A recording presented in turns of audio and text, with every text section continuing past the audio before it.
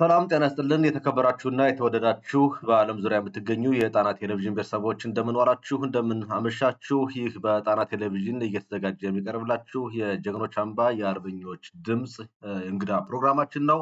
በዛሬው የጀግኖች አምባ የአርበኞች ድምፅ ፕሮግራማችን እንግዳ አድርገን የጋበዝነው የአማራ ፋኖ ብሔራዊ ንቅናቄ ሸዋ ጠቅላይ ግዛት አሳምነው ዕዝ የህዝብ ግንኙነት መምሪያ ኃላፊውን አርበኛ ከበር ስመኘውን ነው። ከአርበኛ ከበር ስመኘው ጋር በወቅታዊ ጉዳይ በፋኖ ትግልና አሁናዊ የቀጠናው ሁኔታ አስመልክቶ እንወያያለን። እስከ መጨረሻው አብራችሁ እንድትቆዩ በአክብሮት እየጋበዝን ቀጥታ ወደ ቃለ ምልልሱ እናመራለን። አርበኛ ከበር እንደምን ሰነበትክ ወንድም አለም? እንደምን አለ ይርጋ? እግዚአብሔር ይመስገን እኛ ሰላም ነን። እኛም ደህና ነን እግዚአብሔር ይመስገን። እንግዲህ ዛሬ ወደ እናንተ ስንመጣ ያለፉትን 21 ቀናት 22 ቀናት በሸዋ ጠቅላይ ግዛት በርካታ ተጋድሎዎች ተካሂደዋል። በዚህ 21 22 ቀናት በተካሄዱ ውጊያዎች እንግዲህ ሁሉንም አይነት ውጊያ ያካሄዳችሁትና ደፈጣ፣ የከተማ ኦፕሬሽን፣ የፊት ለፊት ውጊያ እንዲሁም የፖለቲካ ሁሉ ስራ ሰርታችኋልና እንዲያው አጠቃላይ የነዚህን ቀናት ዝርዝር መረጃዎችን በመግለጽ ብትጀምርልን። ጥሩ ጥያቄ ነው። በዋናነት ጠቅላይ ግዛት አሳምነው ዕዝ በአንድ መዋቅር ከተደራጀ በኋላ በርካታ ለውጦችን እያመጣ ያለበት ሂደት አለ። ወታደራዊና ፖለቲካዊ ለውጦችን እያሳየ የመጣ ዕዝ ነው። በዋናነት እንግዲህ ከሐምሌ ከገባ ጀምሮ በርካታ ሰርጂካል ኦፕሬሽኖች፣ የደፈጣ ጥቃት እና የፊት ወይም መደበኛ ውጊያዎችን ሲያካሂድ ነበረ። በሰርጂካል ኦፕሬሽን እንደሚታወቀው በመንዝ ሞራሌ፣ በሸዋሮቢ ከተማ፣ አላላ ከተማ፣ በደብረ ብርሃን ከተማ የፈተና ኦፕሬሽን ያደረገበት ሂደት ነበረ። በዚህም እንግዲህ ፋኖ በፈለገ ሰዓት የፈለገውን ሰርጂካል ኦፕሬሽን የተጣሉት ፉል የሆነ ኦፕሬሽን ማድረግ እንደሚችል ያሳየንበት ኦፕሬሽን ነበር። በሌላ በኩል በደፈጣ ጥቃትና በመደበኛ ውጊያ ያው አገዛዙ በኋላ በተለያዩ አካባቢዎች እንቅስቃሴ አድርጓል። በመርሐቤቴ አውራጃ በግራሪያ ፍቼ አካባቢ ማለት ነው። በወለጋ ከረየው፣ በተብለትና ቡልጋ፣ በይፋትና ጥሙጋ እንዲሁም በመንዝ እና በአንጫ ቆረር የነበረው ጠንካራ የውጊያ እንቅስቃሴ በዋናነት በፖለቲካዊ ትርፍና በወታደራዊ በተቀናጀ መንገድ የተመከተ ስለነበረ ወታደራዊ ትርፎችን ያስመዘገብንበት፣ አገዛዙ መግባት እንጂ መውጣት ያልቻለበት እንቅስቃሴ ነበር። ዛሬም ጭምር በይፋት አውራጃ በዚህ በመዘዙና በሌሎች አካባቢ ጭምር ሰፊ እንቅስቃሴ እያደረገ ይገኛል። እሱም ጭምር በጠንካራው የሰራዊታችን ትብብር በተቀናጀ መንገድ ተመክቶ ይገኛል። በሌላ በኩል እንግዲህ ፖለቲካዊ ውጤቶቹ ሲመዘኑ ያው እንግዲህ በውጊያው የነበሩ ሂደቶች አንድ የፖለቲካ ውጤት ናቸው። ህዝባዊ ምክክሮችን ማድረግ ተችሏል። ህዝባዊ መዋቅሮችን ማዘርጋት ተችሏል። ሰራዊትንም በሰፊ ሁኔታ ማሰልጠን ተችሏል። ህዝቡንም እስካሁን የነበረበትን ብዥታ በማጥራት የትግሉ አካል የትግሉ ባለቤት እንዲሆን ማድረግ የተቻለበት ጊዜ ነበር ማለት ነው። እጅግ በጣም አመሰግናለሁ አርበኛ ከበር ስመኘው ስለሰጠን ማብራሪያ፣ ስለተጋድሏችሁ እናመሰግናለን።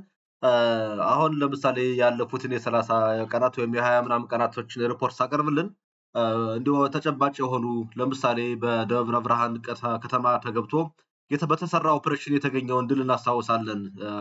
የጸጥታ ኃላፊ የነበረውን እርምጃ እንደተወሰደበትና እንደዚህ አይነት መረጃዎችን ማስታወስ ይቻላል። አርበኛ ከበር አመሰግናለሁ። በትክክል አዎ፣ በደብረ ብርሃን ከተማ የነበረ የሰርጂካል ኦፕሬሽን የተጠናና ውጤታማ የሚያደርገው እንግዲህ እኛ ተቋም ከፋኖ ተቋም ቀርቶ ወደ ደብረ ብርሃን ከተማ ከገባ በኋላ መልሶ በፋኖ ላይ እና በህዝቡ ላይ ከአገዛዙ ኃላፊነት ሹመት ተቀብሎ ሲዘምት የነበረ ተስፋዬ ጌታቸው የሚባል የባሱና ወረና ምክትል ጸጥታ ዘርፍ ኃላፊ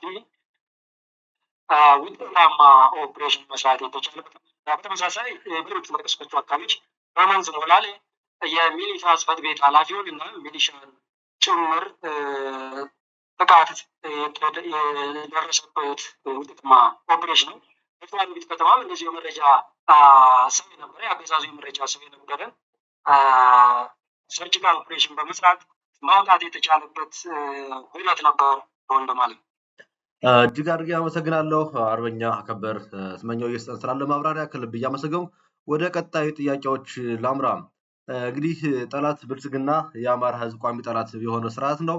ይሄ ጠላት ብልጽግና እንግዲህ ኃይሉን እያንቀሳቀሰ ያለው ወደ ሌላዎች ወደ ሰሜን ቀጠና እየተንቀሳቀሰ ይገኛልና ጦርነትን ኦልሞስት የስልጣን ማራዘሚያው የዘመኑ የፖለቲካ ማስኬጃው አድርጎታልና ተጨማሪ ጦርነት ለመክፈት ወደ ሌላ አካባቢ ሲንቀሳቀስ ኃይሎችን እያንቀሳቀሰ ነው። ሸዋ ጠቅላይ ግዛት ላይ ደግሞ በተለያየ መልኩ ጦሩን እያደራጀ ነው የሚሉ መረጃዎች ይገኛሉና አሁን ጦሩን በዚህ አካባቢ አደራጅቷል ወይ ብልጽግናው የበለጠ ነው ያጠናከረው?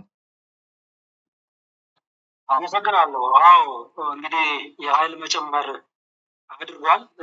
በዋናነት ከአዲስ አበባ ወደ ደብረ ብርሃን ካስገባ በኋላ ከደብረ ብርሃን ወደ ተለያዩ አካባቢዎች ወደ ተለያዩ አውራጃዎች ኃይሉን በመመጠን ሰፊ የዘመቻ እንቅስቃሴ እያደረገ ያለበት ሂደት አለ።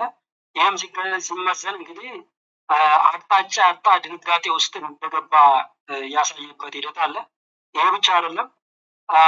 ሚሊታን ፖሊስን እና እንደዚሁ የጸጥታ የሰላምና ደህንነት የሚላቸውን ከየወረዳው በመሰብሰብ ወደ ደብረ ብርሃን ከተማ እያሰባሰበበት ሂደት አለ።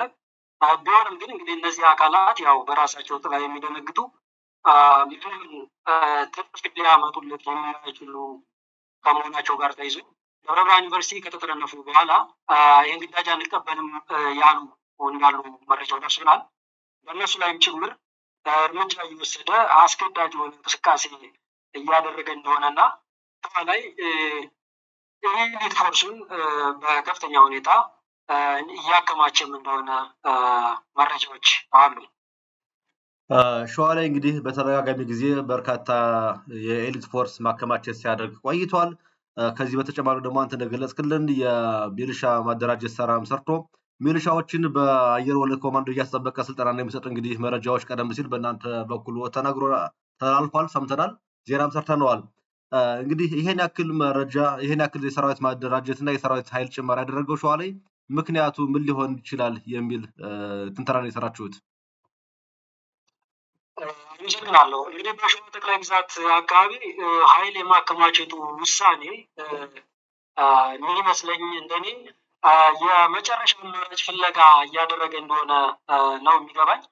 ይህ ማለት እንግዲህ ይህ ውሳኔው መስመሮችን የመዘጋጋት እቅድ ላይ እንዳለ የመከላከያ ወሰን ማጠናከርና ከዋና ከተማ አዲስ አበባ በቅርብ ስለሆነ ይህን ኮሪደር የመዘጋጋት እንቅስቃሴ ውስጥ እንዳለ ይህም እንግዲህ የአቅርቦት መስመሮችን ከማዕከላዊ መቀመጫው የአቅርቦት መስመር እንዳይዘጋበት ከፍተኛ የመከላከል እንቅስቃሴ ውስጥ እንዳለ ነው የሚረዳው። ቢሆንም ግን በሁሉም አቅጣጫ መንገድ ውስጥ ያለ አገዛዝ ስለሆነ ሁሉም አካባቢ ቀዳዳ ስለሚመስለው የኃይል ክምችት ማድረግ ቢችልም ይህ የኃይል ክምችት እንግዲህ በጠንካራው ሰራዊታችን ግንኙነቱ የሚበጠስ እንደሆነ ያለው እንግዲህ አንድ ኃይል በአንድ ቦታ ስላከማቸው የጥንካሬ መገለጫ ሊሆን አይችልም። በዛ ደረጃ ላይ ያለ ኃይል ነው ወንድማል። እጅግ አድርጌ አመሰግናለሁ አርበኛ አከበር ስመኘው ስለሰጠን ማብራሪያ። ወደ ቀጣዩ ጥያቄ እገባለሁ። እንግዲህ መቼም ሰዓትን ይጀባልና ተጨማሪ ጥያቄዎች ይኖሩኛል። አርበኛ እንድታገሰኝ እጠይቃለሁ። እንግዲህ የአማራ ህዝብ የህልውና ትግል ከጀመረ በ3 ዓመታት ጉዞ ውስጥ የተገኙ ወታደራዊ ድሎች ይታወቃሉ። አርበኛ አሁን ደግሞ እንግዲህ አደረጃጀት ተመስርቶ አንድ አፋብን የተባለ አታጋይ ድርጅት አለን። በእነዚህ አታጋይ ድርጅት እንግዲህ ያለፉት 6 ወራትን ግምገማ እንዴት አያችሁት? ከዚህ አንጻር ቀጣዮቹ የፋኖ የትግል ጉዞዎች ምን ሊመስሉ እንደሚችሉ የእናንተን ትንተናና የአንተን እይታ ብታጋራን።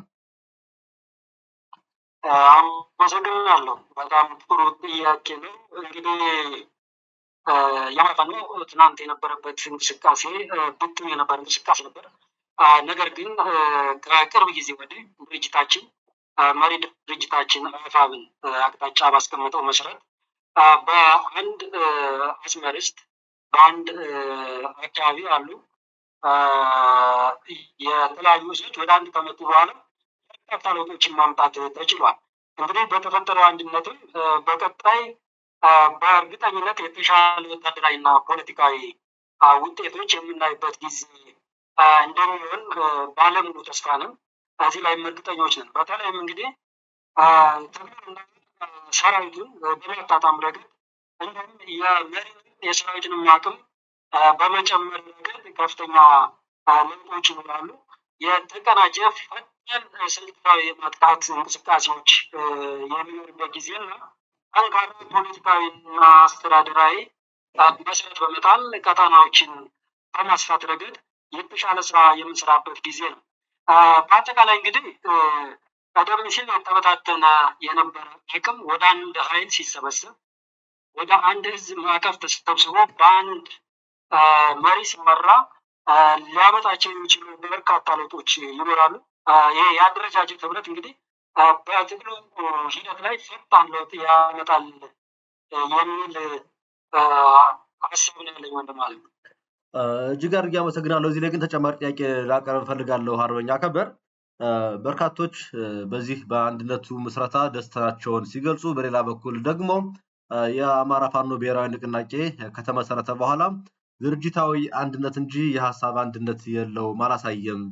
ምክንያቱም ለዚህ ደግሞ ማሳየው የጋራ ዘመቻ አልተካሄደም የሚሉ ጥያቄዎች ያነሳሉ። አንዳንዶች ለዚህ ምክንያት የሚያቀርቡት የድርጅቱን ምስረታ አጭር ጊዜ መሆኑንና ያለፉት 2 ዓመታት በላይ ደግሞ የመጥፋቶች ስለነበሩ ያንን እንደ ምክንያት ያነሳሉ። ሌሎች ደግሞ የውጭ ሰርጎ ገብና የውጭ ተልዕኮ ስለተቀበለ ነው እስካሁን ድርጅቱ አንድ የሆነ ድርጅታዊ አንድነቱን ወደ ሀሳብ አንድነት ያልቀየረው ወደ ተግባር አንድነት ያልቀየረውም የሚሉ አሉና እውን ድርጅቱ የሀሳብ አንድነት የለውም ወይ? የሀሳብ አንድነት ያልመጣውስ በምን ምክንያት ነው ትላለህ? ካልመጣ አመሰግናለሁ። እንግዲህ እስካሁን ቀደም ሲል በነበረው እንቅስቃሴ የተለያዩ ሀሳቦች የነበሩበት የትግል ሂደት ነበር የነበረው። አሁን ላይ ባለው ድርጅታዊ አንድነት የአስተሳሰብና የዓላማ አንድነት አለ፣ የፖሊሲ አንድነት አለ። እንግዲህ ይህንን እንግዲህ ወደ ተግባር የመቀየር ሂደት ላይ ውስን ክፍተቶች ነበሩ። እነሱ በውስጠ ድርጅት በድርጅት መስመር እየተገመገሙ የሚስተካከሉ ነው የሚሆኑት። ነገር ግን አሁን ባለው ሁኔታ ሀሳብ ይኖራል፣ የተለያዩ ሀሳቦች ይኖራሉ። ያንን ሀሳብ በዲሞክራሲያዊ መንገድ በውስጠ ድርጅት እያስተናገድን የምናስተካክልበት ሂደት ነው የሚኖረው። ነገር ግን ሊሰመር የሚገባው ነገር ምንድን ነው? ድርጅታዊ አንድነት እና ድርጅታዊ አንድ አይነት ዓላማ እንዳለ መረዳት ያስፈልጋል የሚል ሀሳብ ነው ያለኝ። እጅግ አድርጌ አመሰግናለሁ። እንዳልከው እንግዲህ ድርጅታዊ አንድነት ለመፍጠር በራሱ ከባድ ጊዜ ነበር የነበረው። በወቅቱ እንዲሁም አስታውሳለሁ አርበኛ መከተው ማሞ ይህን ድርጅት የፈጠርነው በቀላሉ አይደለም፣ የ50 ዓመት እና የ60 ዓመት ሸክም ነው በጥሰን የጣልነው ብሎ ሲናገር አስታውሳለሁ። እና ድርጅታዊ አንድነት መመስረቱ በራሱ እንደ ትልቅ ግብ ይቆጠራል። እንዳልከው በዚህን በመልኩ በበጎ የምናየው ነው። ለዚህም ደግሞ የአስተሳሰብና የዓላማ አንድነት አለ። እኔም የምጋራው ሀሳብ ነው። አሁን ከምላሽ ላይ አንድ ሀሳብ ስትናገር ሰማሁኝ አርበኛ ከበር፣ የፖሊሲ አንድነትን አለን የሚል ሀሳብ ተናግረሃልና አንዳንዶች ይሄ የፖሊሲ ማሳበረው የስትራቴጂ ሀሳብ አንድነት ከየት ሊመጣ ይችላል? ድርጅቱ ማታገያ ሰነዱ ከየት አምጥቶት ነው እንደዚህ የሚቀርጸው የሚሉ ሀሳቦች አሉና በዚህ ላይ እንዲያው ሀሳብህን አጠራግብ ታብራራልኝ። አመሰግናለሁ። እንግዲህ በዋናነት መሪ ድርጅታችን ዋና ህዝብ ግንኙነት አርበኛ ሶስ ሰፊ ማብራሪያ የሰጠበት ጉዳይ ነው። ፖሊሲ የሚቀዳው በዋናነት ያው ከአስተሳሰብ ከዓላማ ከህዝብ ጥያቄ አንጻር ነው። አሁን በዚህ ድርጅት ውስጥ የምንታገል ታጋዮች የአስተሳሰብና የዓላማ አንድነት ካለ የፖሊሲ አንድነት አለ ብዬ ነው።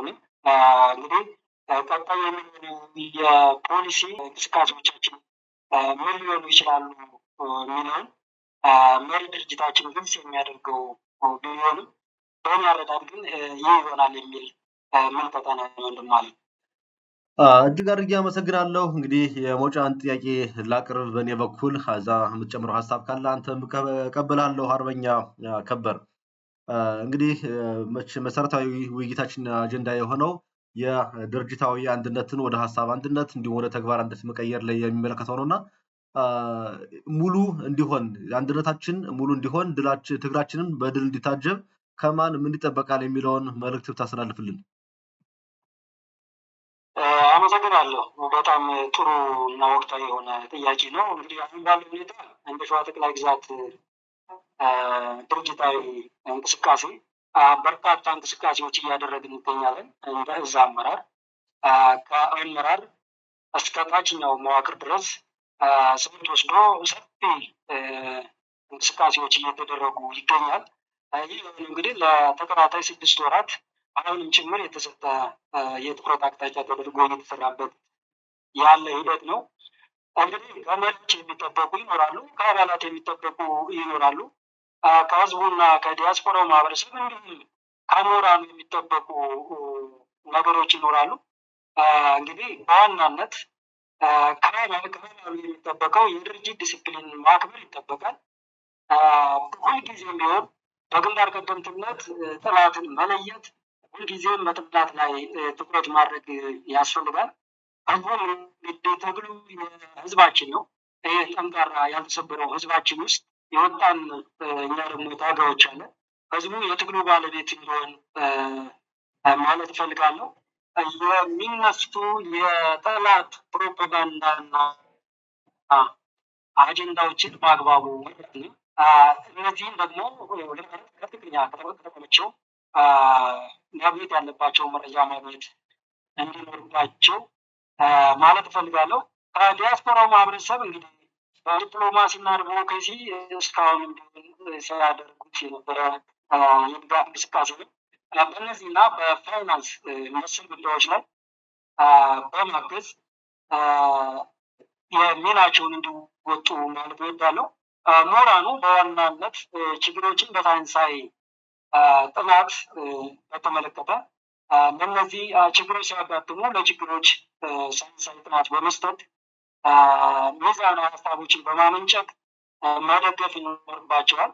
እንግዲህ ይህ ሲሆን የአማራ ህዝብ የህልውና ትግል በሚፈለገው ጊዜና በሚፈለገው በአስፈላጊ ወቅት ሁላችንን ማረጋገጥ እንችላለን። ከማህበረሰባችን ከሌላው ማህበራት እንደዚሁ ከጥቅም የትግሉ አካል ነው ማህበረሰብ የሚጠበቀው እንግዲህ ከጠላት ፕሮፓጋንዳ ሰለባ ከመሆን በትክክል የመረጃ ግብአቶችን ከየት ማግኘት እንዳለባቸው በመለየት የጠላትን ፕሮፓጋንዳ ማክሸፍ፣ በትክክል መረጃዎች በመውሰድ ተገቢ መረጃዎችን ማሰራጨት ይጠበቃል። አፍራሽ ከሆኑ አጀንዳዎች መራቅ፣ በተለይም ትግሉ ላይ ጥላ ሊያጠሉ የሚችሉ እንቅስቃሴዎች አሉ። እነዚህን ፌክ ኒውስ በመከላከል መሬት ላይ ያለውን ትግል ማጠናከር ይጠበቃል የሚል ሀሳብ አለኝ በማለት እጅግ አድርገን እናመሰግናለን። አርበኛ አከበር ስመኘው ስለሰጠን ማብራሪያ እንዲሁም ደግሞ ስለተጋሯችሁ ከልብ እናመሰግናለን። እግዚአብሔር ይስጥልን እንላለን። እንዳልከው እንግዲህ የአማራ ህዝብ ትግል ዘርፈ ብዙ ፈተናዎች አሉበት። እንግዲህ ሁሉንም በፈርጁ እየተከላከሉ በፈርጁ ደግሞ እየመዘኑና ተገቢውን የእርምት እርምጃ እየወሰዱ መታረም ያለበትም እየታረመ ማድረግ ያለበትም እያደገ እንዲሄድ ላሳላለፍከው መልእክት ከልብ እናመሰግናለን።